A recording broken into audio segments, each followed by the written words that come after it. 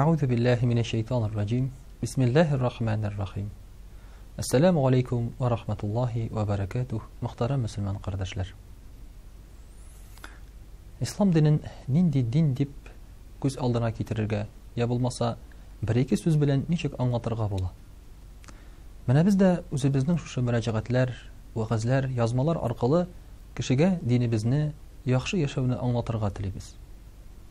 Biz aytamiz, bulay aşamağız, bulay aşağız, bulay içigiz, bulay yıklağız. Ya bulmasa nikah okutығыз, ғайла qırığız, balalarınızı bulay tərbiyələgiz, ham başqası. İçməgiz, tartmağız deyip, mənə şuşunday matur sözlərini silep durabız. Lakin İslam ham Müslüman sözünün qısqa söz bilengine bergen bir anlatması var mı?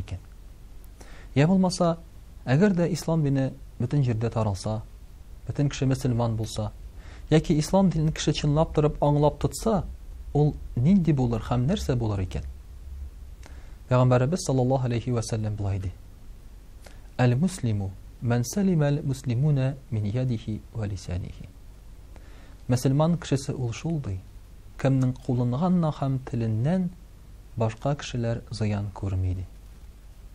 Mena muhtaram kardeşler, şuşu Müslüman degen sözünün İslam dininin asılı.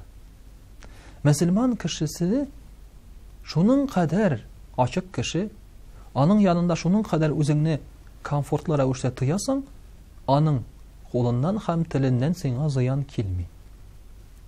Muhtaram kardeşler, bu büyük zor söz anlagan kişiye.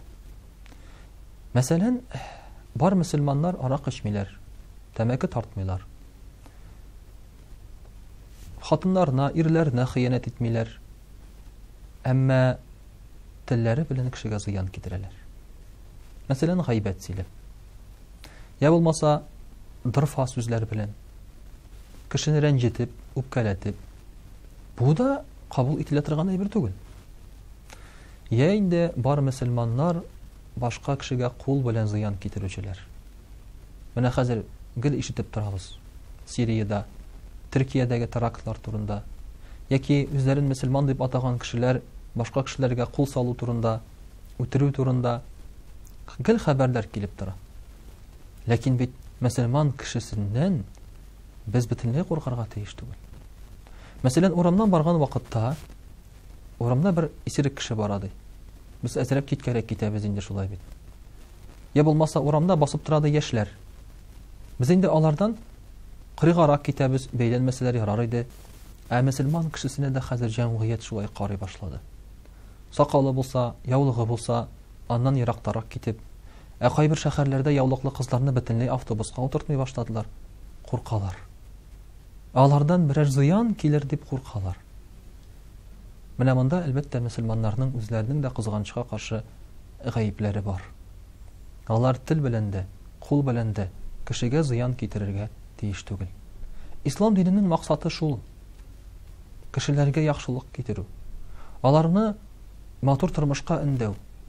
Əgər də alarda nindidir gayib var ikən, şul gayiblərin körüb, tanıb, alarını üzgərtirgə tırıшу. İslam dininin maksatı şul. İslam dini ol kimnidir yoqqa çıgarır için tügül, ol kişi tağında bəxitlərək, eybətirək yaşasın için kirek.